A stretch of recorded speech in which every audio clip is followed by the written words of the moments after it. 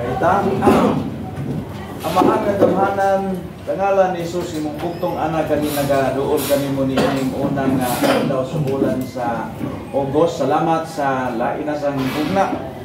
Ang imong mga opisyal dinhi sa barangay Itin-A, magahimo na sa Ginoo, pinasahi Ginoong panagtigom alang sa pag discuss sa mga agenda nga gusto nila Ginoong ipatuman ining mga barangay.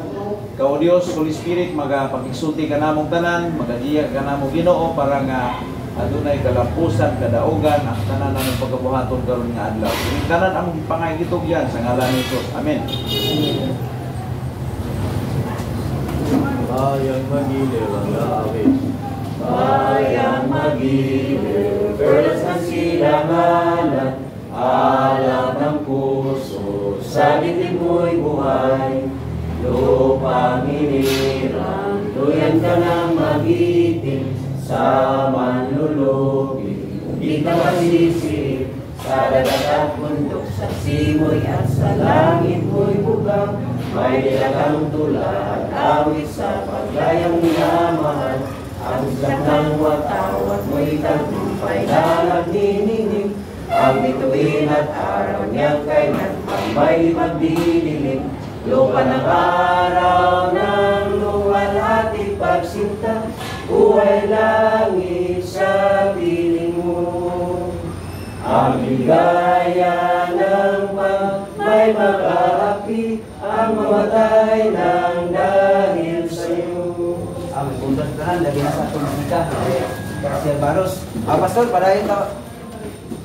Okay, kay maayong buntag sa tanan, nga lainasad nga bulan nga malandong tas pulong sa Ginoo niya sa uno ron sa Ugos murag dadagin sa bulan nauna nato ning Bible, no? Kita maglangan atong pakliro atong Bible ya sa John chapter 3, no? John chapter 3, 1 down to verse number 3. Doon na lang tulo ka verse kay limitado raman ang ato ang time dili, no? Page number sa New Testament na page number 123. So atong isgutan karon nganong kinahanglan ang tao ma-born again. Ang born again dili ni siya usa ka grupo, dili ni siya usa ka religion nga kapunongan. Kung mubase ta sa Bible, ang born again, that is a relationship nimo sa Ginoo. Now, atong basahan ng Bible sa John chapter 3, 1 to 3. Atong isgutan ni kini si Nicodemus, usa ka Pharisees, usa ka leader sa religion nga Judaism during the time nga si Kristo miari sa kalibutan. Approximately naa sa 4 BC. Ibasa gani ko. 1 to 3 lang. Okay. Okay, may gining kamoy mo basa para klaro og tinaw kayo. May usa ka pangulo? Kana kaping ikaw.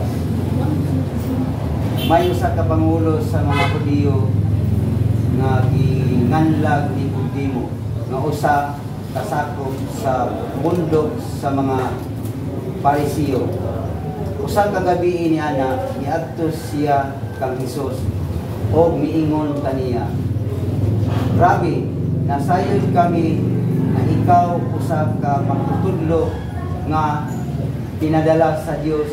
Walay tao nga nakahimo sa mga milagro nga imong ipamuhat.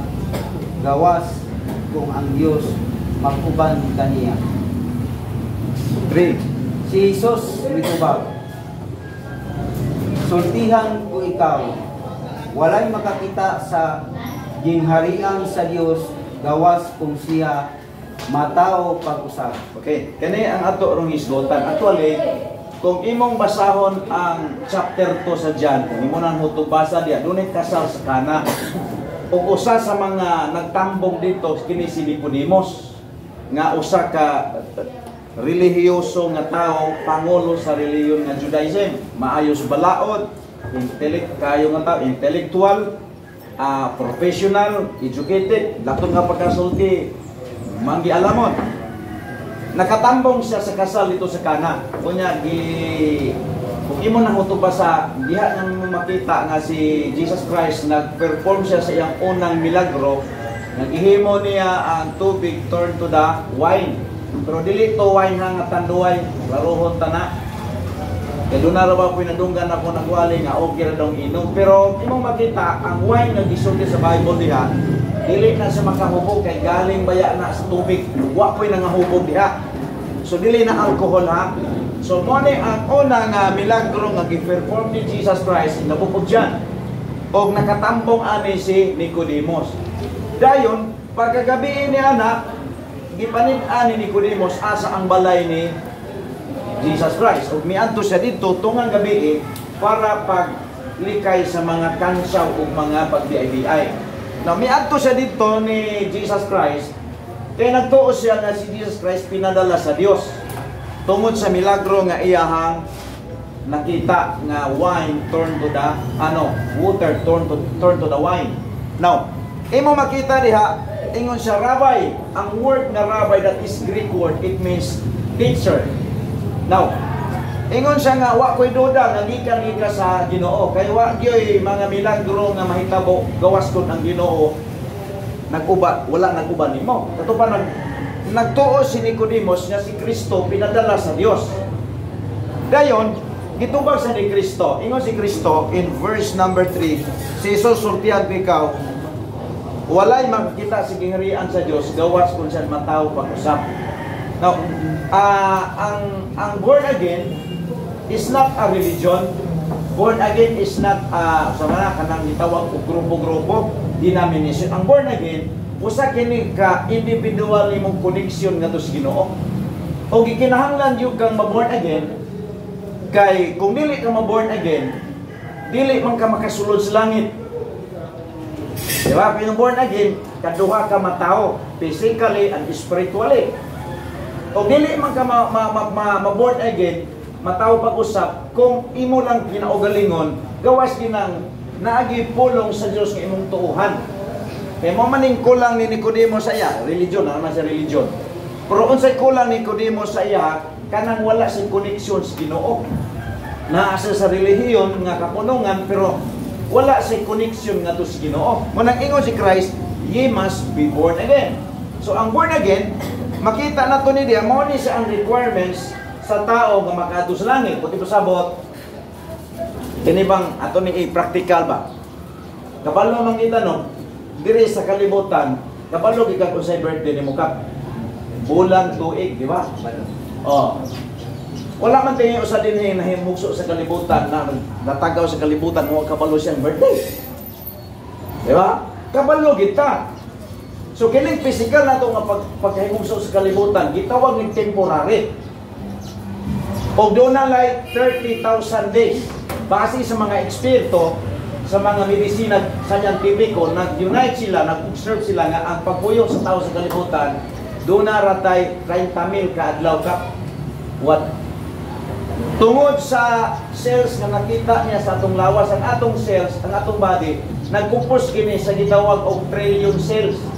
Kunya kada adlaw sige kaog hubog-hubog sige inom mamatay na patyo na ay 5 na ay 4 ka mga cells nga wagtang tungod sa mga free radicals na tumakita sa palibot mahingos na to. Una nga matingala ka sa bata, ang bata ini kahimugso sa bata sugod ang 1, 2, 3 wala ka magsugod ang 30,000 days nga mupuyo sa kalibutan. Kabantay ka sa bata, ang bata bisag imong hawiran mudagan no. Mudagan ang bata, bisag ayaw dagan kay magpo mudagan gina siya naman active man ang iyang cells. Nag-function pa ang trillion cells sa iyang body. Pero tanawa ni matiguang na, di ba kana di ba lain na kinilatan ang tiguang hinay na kayo mo gimok ano man. Gamay na lang ang cells nga naag-function sa iyang body. O time nga mahurot o kamatay ang cells mo munang mo expire din sa kalibutan. Unang ingon si Christ, ye must be born again because naaman tayo soul. Naman tayo kalag. Nya kining kalag once nga di ma-born again, di ni maluwas, buhi pa. Moadto man ig impierno. Ang body mo uli man ni sa yuta, kayuta manigikan. Now, doon ito kabutang lang akong i-share sa inyo how to be born again. Unsaon nga ma-born again ta. Number 1, kung imo makita diha sa John 3, mura nga chapter, John 3 verse 16. Sige, mura tong ibasa na to. John 3 verse 1. Unsaon nga ma-born again ka? dili na kinahanglan mo balhin pa kag laing sikta. Pwede kang ma-born again bisan naa kay kaugali mong sikta karon. Kay kada usa nato din na naman tay mga grupo. Unya maulaw po ta mo balhin kay wala nag-isip about religion, nag-isip ni relationship nimo sa Ginoo. John 3 verse 16. Paglibasa ko. Una nga butang, how to be born again. First, believe in Jesus. Paglibasa ko. John 3 verse number 16. Isa mo basa? Ikaw what? John 3 verse 16. Ikaw what? Isa nakauna diya. Ana, siwat, sirahiwat. 16 lang what? Mga pag-ayo sa Diyos ang kalibutan o tungod ni kihatan niya ang iyang bugtong anak aron ang tanan nga mga tuo kaniya dili malaglag kundi makabaton hinuon sa kinabuhing lain. So makita nimo diha nga ang paagi diha nga ma-born again ang tao into the God's family. Kinahanglan mutuo siya nga si Kristo ang iyang manluluwas. Kinahanglan mutuo ka nga siya namatay sa cross, bugti ug bayad sa imong sala. Kay kung di ka mutuoan, nami ka nga magbuhat ug may para maluwas ka. Sama rang gisalikway nimong gibuhat ni Kristo, dili ka ma-born again. Kay ang gisulti sa Bible, ang gibuhat ni Kristo sa cross enough na kayo sa itong mga kasalanan. Di na pwedeng dugangan na nimo kay wa pa ta na tao sa kalibutan. They are somebody nga nagpakamatay na sa atong sala ug kana si Kristo. O sige ngon, ang tanan nga mosalig kaniya, dili naman laglag. Muna nga before ta mamatay kinahanglan naluwas ka, nakagabatong kag kaluwasan pinaagi ni Ginoong Hesus. No?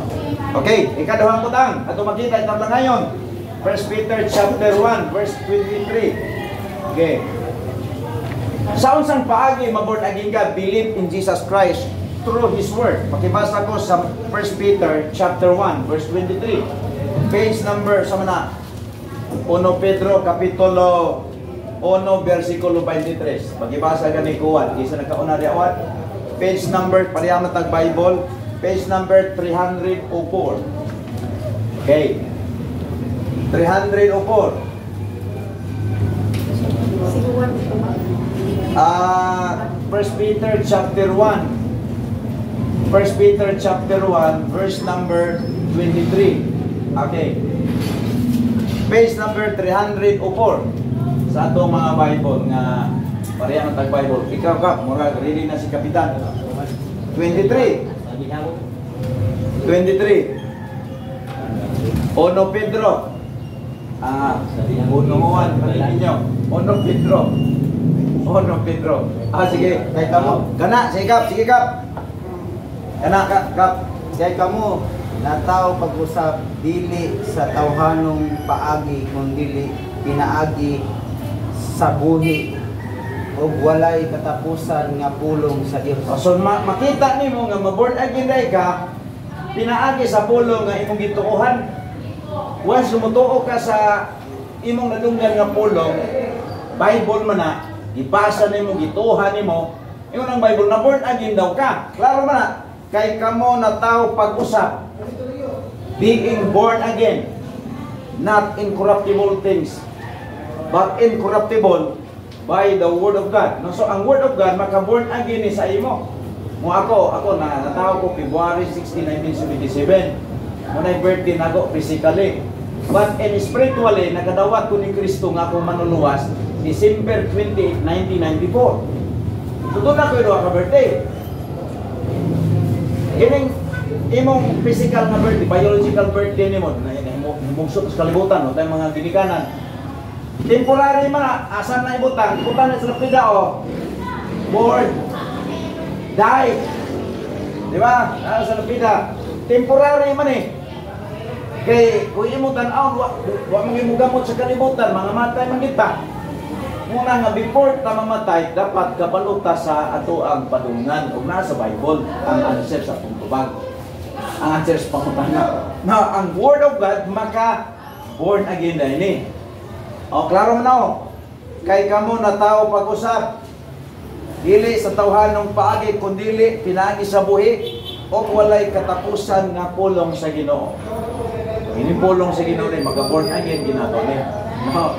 Una nga salamat ta din kay taon-taon 2019 ay 18 pa man kita ka no.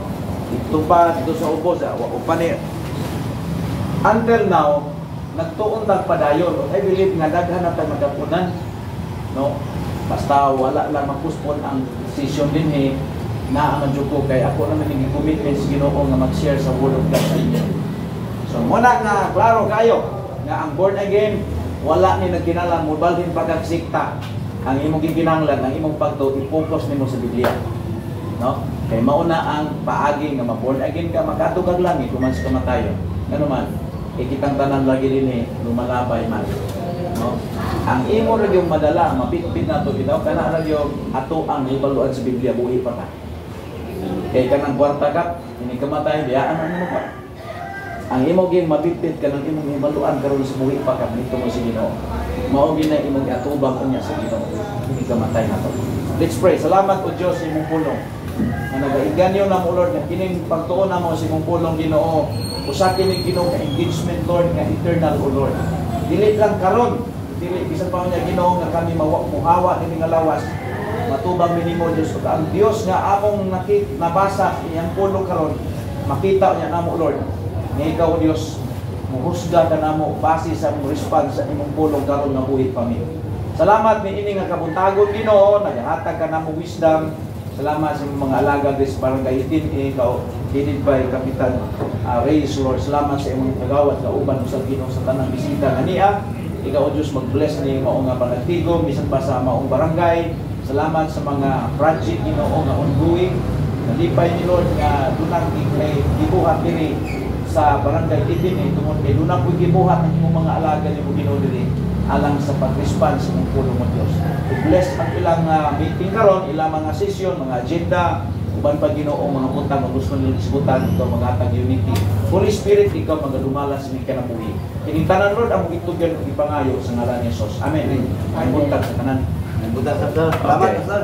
Okay.